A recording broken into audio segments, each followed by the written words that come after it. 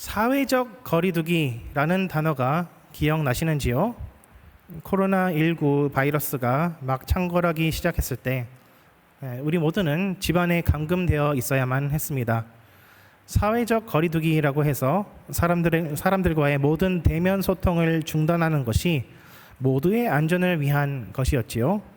그때 사람들과 소통할 수 있는 창구는 컴퓨터나 핸드폰의 화면을 통해서 뿐이었습니다. 오늘 본문에서도 예수님께서 더 큰 목적을 위해서 사람들과 거리를 두시는 장면이 포착됩니다.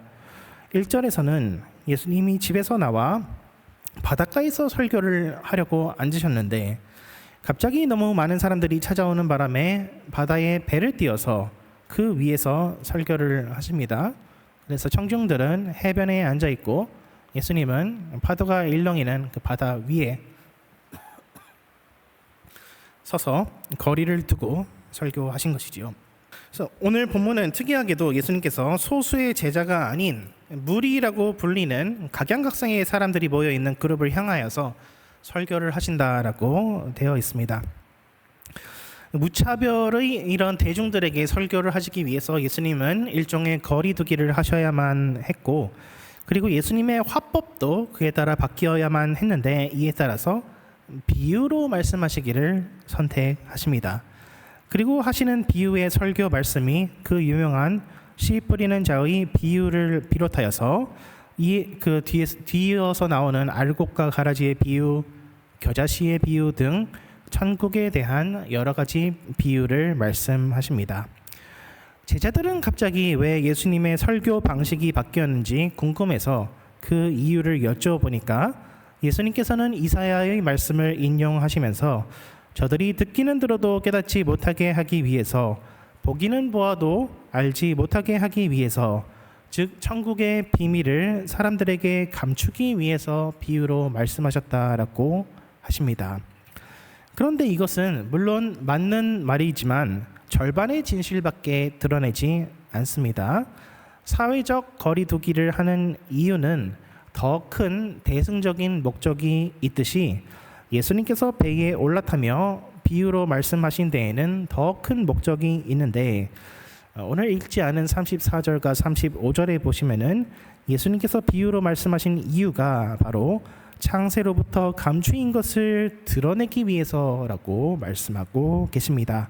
즉 예수님께서 비유로 말씀하신 이유는 천국에 대한 정보를 숨기기 위해서도 있지만 그것만은 아니고 더 나아가서 그 정보를 알리기 위한 목적도 같이 있다라고 하는 것이지요. 근데 예수님께서 비유로 말씀하실 수밖에 없는 그러한 이유가 있었습니다. 지난 시간들 정리해 보자면 마태복음 8장과 9장에서는 예수님께 어떤 모범적으로 신앙을 보이며 예수님을 따른 사람들의 이야기들이 나오는 반면 마태복음 11장과 12장에서는 예수님을 믿지 못하고 심지어 배척하는 사람들의 이야기가 등장합니다. 바리새인들은 예수님이 심지어 귀신의 힘으로 기적들을 일으킨다라고 적극적으로 비방하며 당신이 만일 메시아이거든 기적의 능력을 보여보라고 도발하기까지 합니다. 심지어 예수님의 가족들도 예수님께 찾아와서 이러한 총구석에서 쓸데없는 일 하지 마시고 예루살렘에 가서 어서 정치인으로서 대비를 하시라고 촉구합니다. 그런데 만일 예수님께서 능력을 사용하셔서 당신께서 하나님의 아들이시라는 것을 명명백백히 증명했다고 한번 생각해 보시면은, 가령 하늘에서 번개가 칠지어다 해서 번개가 친다든지, 하늘에서 몽둥이가 내려와서 나한테 바알세불이라고 한 사람들 궁둥이를 때려준다든지 그러한 기적들을 충분히 하실 수 있었을 테죠. 근데 만약에 그렇게 하셨더라면은 사람들이 당장 그 자리에서는 예수님 당신이 하나님의 아들이시군요라고 인정할 수는 있었겠지만 많은 사람들이 그 자리에 있지 않던 많은 사람들은 오히려 그 소식을 듣고 예수님께 나아가기를 꺼려하게 되었을 것입니다. 그렇게 된다면은 혹시라도 나중에 구원받을 수 있는 사람이 예수님께로부터 멀어지는 효과가 생기는 것이겠지요. 그리고 바로 이것이 예수님께서 비유를 통해서 거리 두기를 하신 이유입니다. 예수님께서는 말로써 혹은 기적으로서 당신의 신성의 능력을 그리고 당신의 영광을 충분히 보여주실 수 있었음에도 불구하고 당신의 그 말씀을 인성을 입은 비유라는 가면으로 한꺼풀 가리신 것은 단지 이미 제자가 된 사람들뿐만 아니라 무차별적인 대중의 무리 속에서 혹시나도 섞여 있을 당신의 백성들에게 효과적으로 복음의 메시지를 증거하기 위한 방편이었던 것입니다. 이사야서 6장에서는 하나님께서 이사야를 보내시는 이유가 사람들의 귀를 막기 위해서, 사람들의 눈을 막기 위해서라고 합니다. 귀가 있어도 알아듣지 못하게 하라라고 하는 것이 바로 이사야의 사명이었죠. 그런데 그 하나님의 말씀을 증거하는 입장에서 이사야가 그럼 언제까지 그렇게 해야 되겠습니까? 라고 묻자 이사야서 6장 12절에서는 여호와께서 사람들을 멀리 옮기셔서 이 땅 가운데 황폐한 곳이 많을 때까지 라고 답변하십니다. 그러니까 귀가 하나님을 아는 데 필요한 귀가 닫히고 눈이 닫히는 것은 정해진 때가 있다라고 하는 것이지요. 그런데 이제 예수님께서는 귀 있는 자는 듣지 말지어다라고 하는 것이 아니라 귀 있는 자는 들을지어다라고 말씀하십니다. 그리고 이 귀 있는 자는 들으라고 하는 말씀은 신약 성경에서밖에 등장하지 않습니다.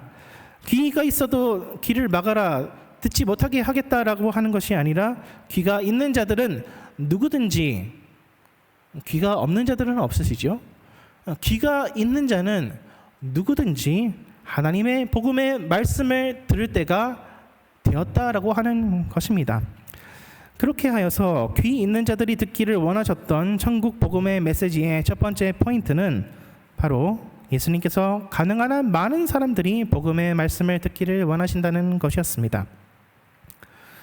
우리는 씨 뿌리는 자의 비유를 생각할 때에 가장 먼저 드는 생각은 나는 옥토가 아닌 것 같다라는 생각을 아마 가장 많이 할 것 같습니다.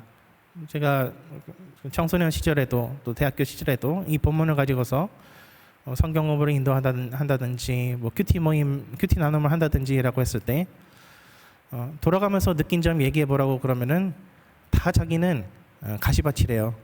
그리고 저도 마찬가지로 나는 옥토가 아니라 가시밭인 것 같다라고 하면서 내 안에는 세상 염려와 어떤 재물에 대한 욕심이 너무나도 많은 것 같다라고 이렇게 서로 고백을 했던 기억이 있습니다. 근데 거기서 그러면 우리는 어떻게 해야 될 것인가라고 할 때에 그럼 염려를 좀 덜 해야 되겠다라는 결론으로 맺어지는 경우가 굉장히 많죠. 그러나 염려하지 말라라고 하는 것은 세상 염려를 좀 덜 해야 된다라고 하는 것은 오히려 이 씨 뿌리는 자의 비유를 통해서 하시려는 그 말씀의 핵심이 아닐 수가 있습니다. 저희 아내에게 죄송합니다. 어떤 취미 생활이 생겼는데요. 바로 조그만 한 텃밭을 일구는 것입니다. 밭으로 쓸만한 땅이 아주 조금 있는데 올해에는 그 조그만한 텃밭의 4분의 1조차도 제대로 사용하지 못하고 있습니다. 그 이유는 바로 잡초들이 너무나 무성하게 자라기 때문입니다. 어떤 정치 평론가는 자연이 진공 상태를 허락하지 않듯이 권력 또한 마찬가지다라고 얘기한 적이 있습니다. 그런데 이러한 원리는 조그만한 텃밭에서도 적용되는 것 같습니다. 아무리 조그만한 텃밭이라고 할지라도 그 안에는 치열한 생존과 권력의 다툼이 있다는 것을 볼 수 있죠. 만약에 풀이 자라지 않는 땅이 있다고 한다면은 거기는 문제가 있는 땅이고 땅 자체가 괜찮고 적당한 물과 영양분이 충분히 공급되고 있다면은 아무 식물도 자라지 않고 있는 공터의 땅이라고 하는 것은 있을 수가 없습니다. 겨울에는 아무런 식물도 없는 텃밭이었는데 봄이 지나서 한여름이 되니까 오늘 겨자씨의 비유에서 나오는 것처럼 웬 나무처럼 무성한 잡초들이 득실거리게 됩니다. 심지어 가시도 나 있어서 그거를 제거하는데 굉장히 힘이 듭니다. 그래서 제가 그 기계로서 예초기로서 그 잡초들을 쓸어버리는데 처음 그 기계를 쓰다 보니까 잡초들의 그 독한 수액들이 갑자기 제 입으로 막 들어오고 막 온 얼굴에 뒤집어쓰고 저희 아내가 그걸 보고 킥킥 웃더라고요.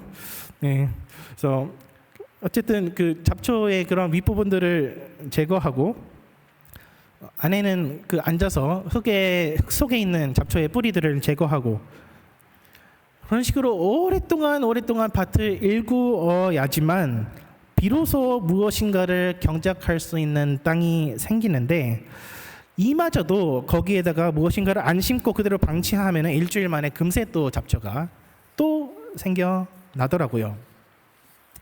예수님의 비유로 돌아가 보자면은 우리가 땅이고 예수님이 농부이지 않습니까?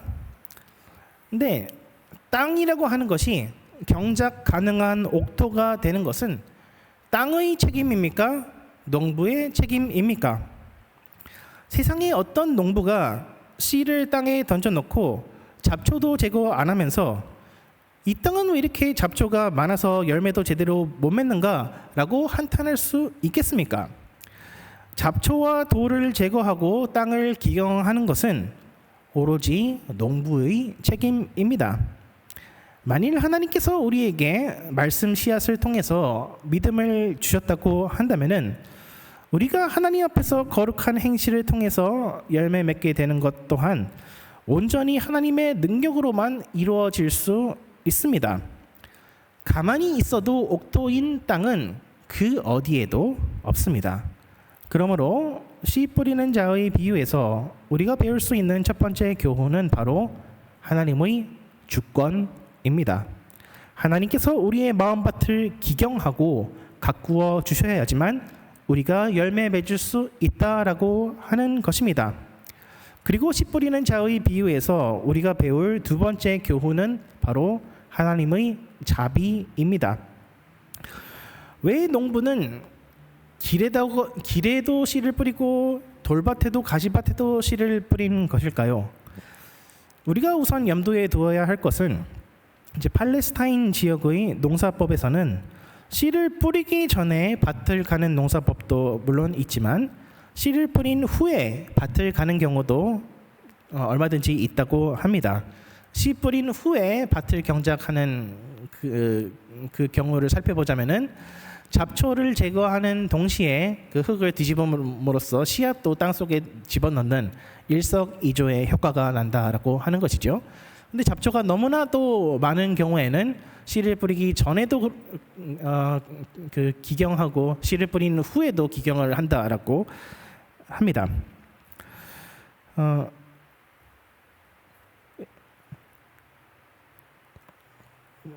땅이라고 하는 것은 이제 길과 밭의 명확한 경계가 있을 때도 물론 있습니다. 그러나 세상에 땅이 얼마나 많으며 그 길과 밭의 경계가 명확하지 않은 곳도 얼마나 많이 있을 수 있을까요? 길이든 돌짝밭이든 가시밭이든 농부가 갈아엎기만 한다면은 그것은 언제든지 옥토밭이 될 수 있습니다. 그러므로 농부의 관심은 여기서 씨앗이 아깝다라고 하는 생각을 가지는 것이 아니라 어떻게 하면 더 많은 땅에다가 씨를 뿌리고 어떻게 하면 그곳을 개간할 수 있을까라고 하는 것이 농부의 관심사였다라고 하는 것이지요. 예수님도 마찬가지로 가능한 한 많은 사람들이 복음을 듣기를 원하십니다. 예수님 자신은 악인이 원하는 것을 원하시지 않으신다라고 말씀하시지요. 물론 정작 예수님께서 마음밭을 갈아주시는 사람, 예수님의 선택하심을 입은 사람들만 믿고 구원을 받을 수 있기는 합니다. 그럼에도 불구하고 예수님은 가능한 한 많은 사람들에게 복음이 전해져야 된다라고 얘기하는 것이죠. 그래서 종교개혁가 마르틴 루터는 여기서 두 가지를 구분해야 된다라고 얘기합니다. 첫째는 하나님의 드러난 뜻이라고 하는 것은 모든 사람이 구원을 받기를 원하신다라고 하는 것은 하나님의 드러난 뜻이라고 하며 하나님의 숨겨진 뜻이라고 하는 것이 또 있어서 오직 예정받은 사람만 구원을 받기를 진심으로 원하신다라고 하는 이 두 가지의 차원의 하나님의 뜻이 있다라는 것을 구분했습니다. 이 두 가지가 어떻게 조화를 이룰 수 있는지에 대해서는 굉장히 복잡한 신학적인 개념들과 설명이 동원되어야 하기 때문에 여기에서는 다 다룰 수가 없습니다. 다만 하나님이 공평하시지 않은 게 아니냐라는 질문에 대해서는 우리 모든 사람들이 다 죄인이라는 것을 우리는 기억할 필요가 있습니다. 구원받는 사람이든 구원받지 못하는 사람이든 모두 하나님 앞에서 죄를 지은 사람들로서 구원받을 자격을 상실한 사람들입니다. 그러므로 그 누구도 왜 나는 구원해 주지 않으시나요? 라고 하나님께 따질 수 없다라고 하는 것이지요. 그렇다면 하나님의 드러난 뜻과 숨겨진 뜻, 이 두 가지 중에서 우리는 무엇을 기준으로 삼고 살아야 하는 것일까요? 어떠한 기준에 맞춰서 순종해야 하는 것일까요? 많은 사람들은 예정론을 오해하여서 하나님의 숨겨진 뜻에 순종하기만 하면 된다라고 생각합니다. 그렇게 될 경우에는 전도할 필요가 아예 없어집니다. 왜요? 하나님께서 당신의 숨겨진 뜻에 의해서 구원하기로 예정하신 사람들은 하나님께서 반드시 구원하실 것이므로 내가 해야 될 일은 아무것도 없다라고 생각하는 것이지요. 그러나 우리 중에는 누가 과연 구원받기로 예정되어 있는 자들인지 혹은 지옥에 가기로 예정되어 있는 자들인지 그것을 우리가 아는 지식은 없죠. 그걸 우리가 모르기 때문에 그거에 대한 정보는 우리에게 접근 불가이기 때문에 그것을 우리는 하나님의 숨겨진 뜻이라고 부르는 것이지요. 그러므로 우리가 생활하면서 순종하기에 힘써야 할 것은 하나님의 숨겨진 뜻을 기준으로 하는 것이 아니라 하나님의 드러난 뜻, 곧 모든 사람에게 복음을 증거하기를 원하신다. 모든 사람이 복음을 받아들이고 구원받기를 원하신다라고 하는 하나님의 명명백백한 그 의지에 순종해야 하는 것이지요. 그렇기 때문에 우리가 선교도 하고 전도도 하고 VBS도 하는 것입니다. 오늘 본문과 관련해서 우리가 배울 수 있는 세 번째 교훈은 바로 하나님께서 인내하신다라고 하는 것입니다. 씨 뿌리는 자의 비유를 말씀하신 이후 예수님께서는 알곡과 가라지의 비유를 덧붙이십니다. 하나님께서는 선한 농부로서 땅에다가 좋은 씨앗을 뿌리셨지만 마귀 사탄이 와서 악한 씨앗들을 덧뿌렸다고 합니다. 종들이 이제 잡초들을 발견하고 그것들을 제거할지 말지를 주인에게 묻지만 주인은 잡초를 제거하는 과정 중에서 좋은 곡식들도 해침 당할까봐 그렇게 하지 말아라라고 타이릅니다. 다만 마지막 날에 이르러서 알곡들은 곳간에 모으고 가라지들은 불태우라라고 명령을 하지요. 마지막 날에 이르러서야 심판이 있을 것이라고 하는 말씀은 반대로 생각해 보면은 적어도 사람이 이 땅을 살아가는 동안에는 누구에게나 회개의 기회가 있다라고 하는 것입니다. 물론 예수님께서는 지옥에 가기로 정해져 있는 가라지들이 있다라고는 인정하시지만 이 땅에 살고 있을 동안 누가 가라지인지는 확인할 수 있는 길이 없다라고 하는 것이지요. 지난 시간에도 잠깐 언급했지만 구원을 받은 사람은 자기가 알곡인지를 확인할 수 있습니다. 성경에서는 성령의 인치심을 신자가 경험할 수 있다라는 것을 인정하기 때문이지요. 그러나 멸망받기로 작정된 사람이 스스로 가라지라는 것을 확인할 길이 없습니다. 달리 말하자면은 누구에게나 살아있는 동안에는 회개의 기회가 있다 라고 하는 것이지요. 하나님께서는 모든 사람이 회개하고 돌아오기를 원하시며 오직 택함 받은 사람들만 열매 맺고 구원받을 수 있으되 이러한 이야기를 우리가 들었을 때에 우리가 상심하는 경우도 있을 수 있습니다. 나는 왜 가라지로 선택하셔서 나는 왜 버림받기로 선택되었을까라고 이제 고민하며 좌절하며 하나님을 떠나야 되겠다라고 생각하는 사람들이 있을 수도 있습니다. 그러나 그것은 잘못된 생각이라고 하는 것이지요. 하나님께서는 단 한 명이라도 더 천국에 들여보내기 위해서 우리가 죄를 저지를 때마다 벌을 주시고 죄를 저지를 때마다 당장 지옥 구덩이에 넣으시는 것이 아니라 오랜 시간 동안 우리를 인내하여 주시고 우리를 참아 주십니다. 그렇다면 하나님께서는 새로 전도되는 사람들에게만 자비하신 분이신가요? 아니라는 것을 알 수 있죠. 하나님은 이미 그분을 믿는 우리들에게도 자비를 베푸시는 분이십니다. 이미 우리는 씨 뿌리는 자의 비유를 통해서 오직 하나님의 은혜를 통해서만 우리가 열매 맺을 수 있다는 것을 살펴보았습니다. 이어서 예수님께서는 겨자씨 비유와 누룩의 비유를 말씀하심으로써 우리의 작은 믿음이 가지는 잠재력에 대해서 말씀하십니다. 겨자씨라고 하는 것은 다른 모든 씨앗 중에서 작은 것이지만 그것이 자란 후에는 마치 나무와도 같이 되어서 공중의 새들도 거기에 깃들 수 있게 된다라고 합니다. 또 누룩이라고 하는 것은 눈에 보이지 않을 만큼 작은 미생물이지만 약간의 누룩이 반죽 전체를 부풀어 오르게 만들 수도 있습니다. 우리가 보기에 우리의 믿음은 작고 연약할 수 있습니다. 그러나 하나님이 보시기에는 거기에 이미 천국이 완성되어 있습니다. 아브라함이 하나님을 믿음에 하나님이 그의 믿음을 의로 여기셨다라고 창세기 15장 6절에서는 말씀합니다.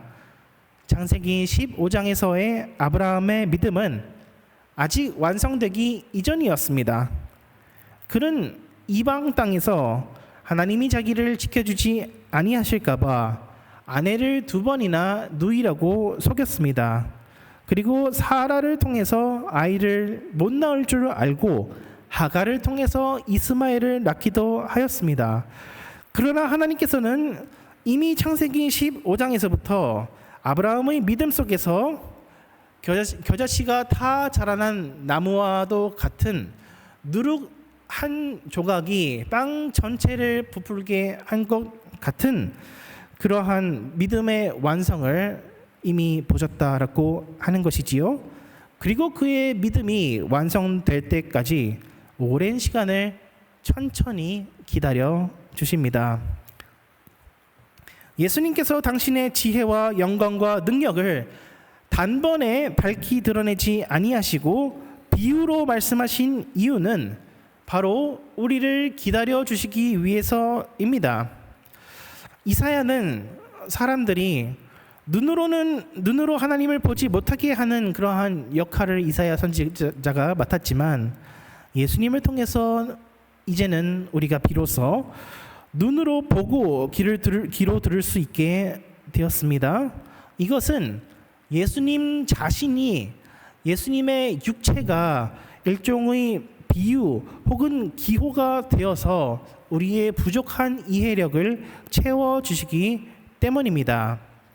비유 혹은 기호라고 하는 것은 비유보다 더 큰 실제를 지칭하는 것입니다. 요한복음에서는 본래 하나님을 본 사람이 없으되 하나님의 영광이 독생하신 예수 그리스도의 성육신 가운데 나타나게 되었다라고 말씀하시지요. 예수님의 몸은 그 기호가 충분히 담지 못할 신성을 가리키는 일종의 기호요, 비유였는데, 성육하신 하나님이 이 땅에 오심으로써 비로소 눈 있는 자들이 하나님을 보게 되었고, 귀 있는 자들이 그분의 음성을 듣게 되었습니다. 예수님께서는 우리를 심판하러 오신 것이 아니라 하나님의 은혜를, 실체를 가진 것으로서 보여주시기 위해서 오셨습니다. 그리고 육체를 입으신 예수님께서는 우리의 연약함을 체휼하여 주십니다. 체휼한다라고 하는 것은 우리가 무슨 생각과 무슨 감정을 가지는지에 대해서 이해해 주신다라고 하는 것입니다. 물론 우리가 세상 살면서 시험에 들고 힘들어하는 이유들이 우리가 다 잘했는데 세상이 악하기 때문일 경우도 간혹 있기는 하지만, 대부분은 세상은 가만히 있는데 우리의 마음이 더럽기 때문일 때가 더 많다고 할 수 있겠지요. 그러할 경우에 예수님께서는 우리의 죄에 동조하시지는 않으십니다. 우리에게 항상 우리가 잘했다라고 말씀하시지는 않으십니다. 그러나 때때로 그저 잘잘못을 넘어서 우리가 얼마나 힘들어하는지 알아주시기도 하시는데, 이렇게 우리의 생각과 감정들을 알아주신다라고 하는 것을 체휼하신다라고 표현하고 있습니다. 그리고 이것은 예수님께서 우리를 기다려주신다라는 것을 의미합니다. 가진 것이 믿음의 고백밖에 없었던 아브라함이 신앙적으로 성숙할 수 있을 때까지 하나님은 오랜 시간 동안을 기다려 주셨습니다. 우리가 얼마나 힘든 길을 걸어가고 있는지, 얼마나 큰 두려움과 압박감을 가지고 있는지, 사람의 몸을 입으신 예수님께서는 사람의 입장에서 그것이 얼마나 힘들지를 아시며, 이제 너가 무슨 생각하는지, 어떤 감정을 느끼는지 알았으니까 빨리 일어나서 일해라라고 하는 것이 아니라, 내 마음의 그릇이 그만큼 커질 수 있을 때까지 기다려 주시기도 한다라고 하는 것이지요. 제가 좋아하는 찬양, 꿈이 있는 자유, 한웅재 목사님의 나 어디 거할지라도 라는 곡에서는 이런 가사가 있습니다. 외롭고 험한 길에 내 믿음 연약해져도 기다려 주실 수 있는 주님. 근데 주님께서 나를 기다려 주신다고 해서 그냥 그대로 주저앉고 눌러 앉는 것이 아니라,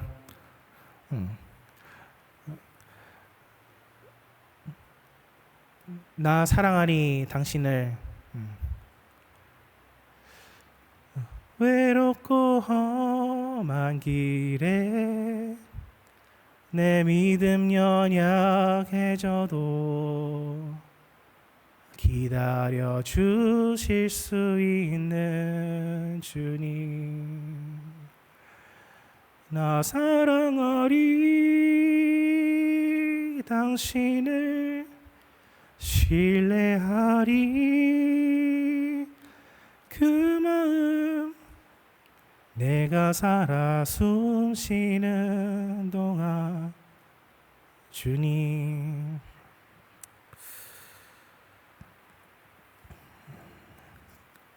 하나님께서는 우리를 있는 모습 그대로 사랑하십니다.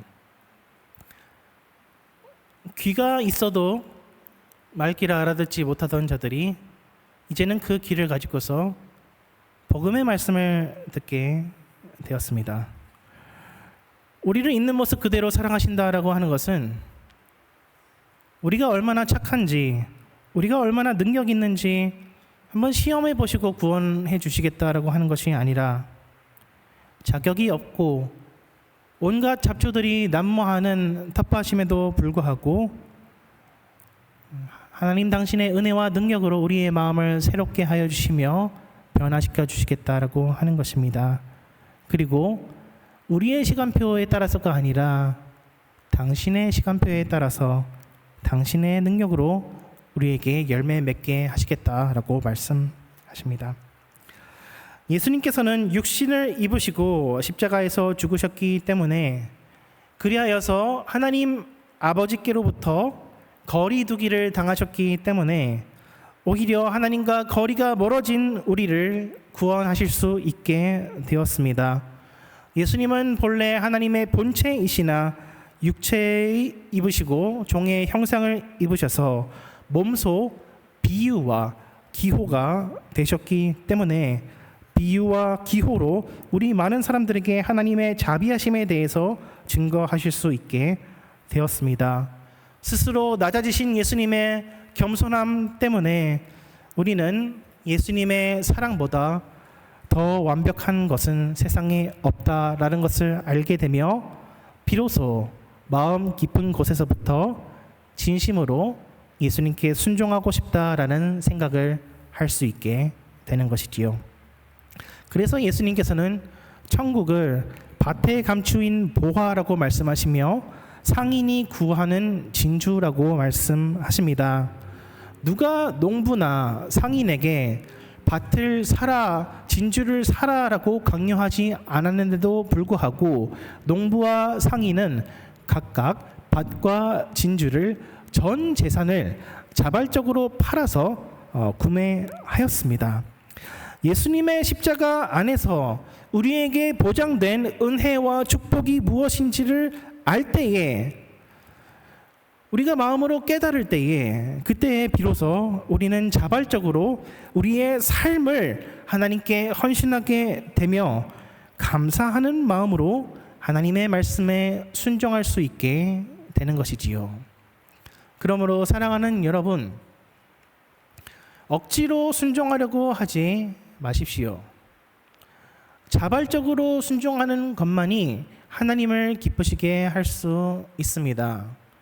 세상에는 정말로 많은 일들이 일어나고 우리에게 부과되는 책무들이 너무나도 과중하여서 어깨가 무거울 때도 많습니다. 그러한 가운데 하나님의 율법의 말씀들이 착하게 살아야 된다, 거룩하게 살아야 된다라고 하는 하나님의 말씀들이 우리에게 크나큰 압박감으로 다가오기도 합니다.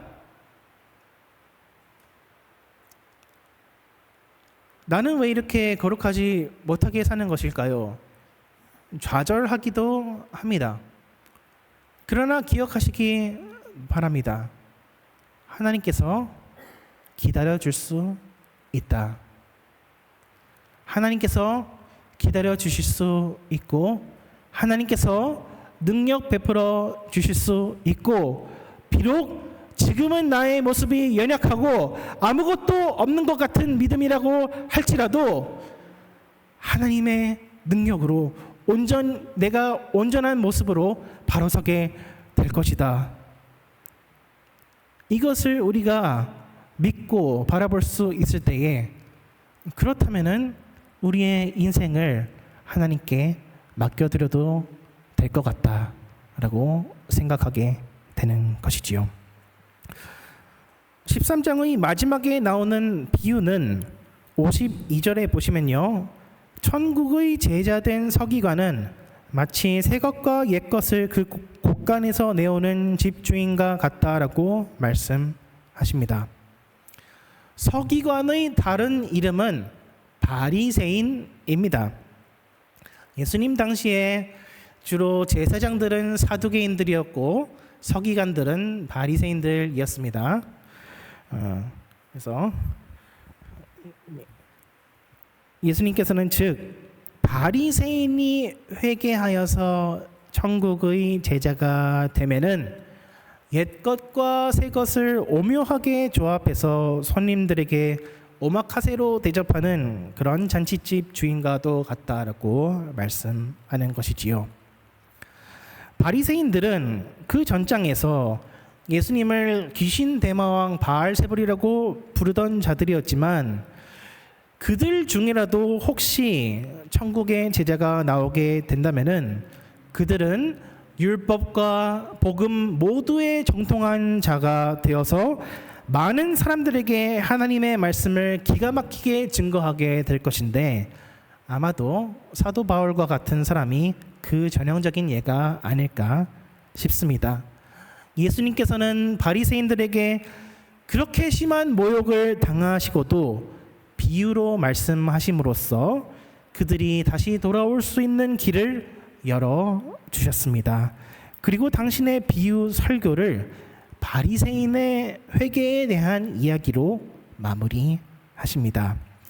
우리 모두는 예수님께로부터 이러한 사랑을 받은 자들입니다. 우리가 죄를 지으며 예수님의 이름을 모독할지라도 예수님께서는 하늘에서 전광판을 켜서 누구누구는 이러한 죄를 지었다, 곧바로 지적하지 않으십니다. 오히려 부드럽게 비유로서 우리의 죄를 지적하시며 우리가 살 수 있는 길은 오직 예수님의 은혜밖에 없다고 타이르십니다. 당장 변화하지 않는다고 다그치는 것이 아니라 오랜 세월을 걸쳐 인내하시며 친절하게 기다려 주십니다. 그러므로 우리가 하루라도 빨리 깨달아야 하는 결론은 하나님의 사랑이 이 세상의 그 어떠한 보물보다 귀하다는 것이며, 하나님의 사랑만 있으면은 우리가 어디에 가든지 안전하다라고 하는 것입니다. 우리는 우리의 마음밭을 갈아엎는 노력이 선행되어야지만 하나님이 열매 맺게 해주신다라고 생각합니다. 그러나 그렇게 생각할 때 우리는 힘에 부치게 되며 우리의 능력 없음에 좌절하게 됩니다.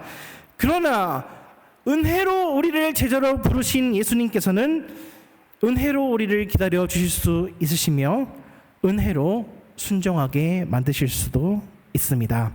비록 얼마나 많은 시간이 걸릴지는 온전히 하나님 당신의 뜻에 달려 있지만 하나님께서 충분히 그렇게 하실 수 있는 분이시라는 것만은 믿으시기 바랍니다. 하나님께서는 철천지 원수 바리새인이라고 할지라도 돌아오기를 기다리셨으니 이것은 단지 바리새인들을 위한 말씀일 뿐만 아니라 우리 모두를 위한 말씀인 것입니다. 귀 있는 자마다 복음의 말씀을 듣기 원하시며 우리에게 천국 길을 열어주신 예수님의 그 복음의 말씀이 우리 안에 30배, 60배, 100배의 결실을 맺기를 주님의 이름으로 축원드립니다. 기도하시겠습니다. 사랑이 많으신 하나님 아버지, 감사합니다. 죄 많고 고집세며 완악한 우리라고 할지라도 주님께서 우리를 인내하여 주시고 우리에게 끝까지 친절을 베풀어 주십니다. 하나님 아버지, 당신의 마음의 선하심, 당신의 그 사랑의 변함없음을 우리가 신뢰하게 하여 주시옵소서. 그리하여서 온전히 감사함과 기쁨으로 우리의 삶을 즐거이 주님께 바칠 수 있는 우리 모두가 되게 하여 주시옵소서. 감사드리며 예수 그리스도 이름으로 기도드리옵나이다.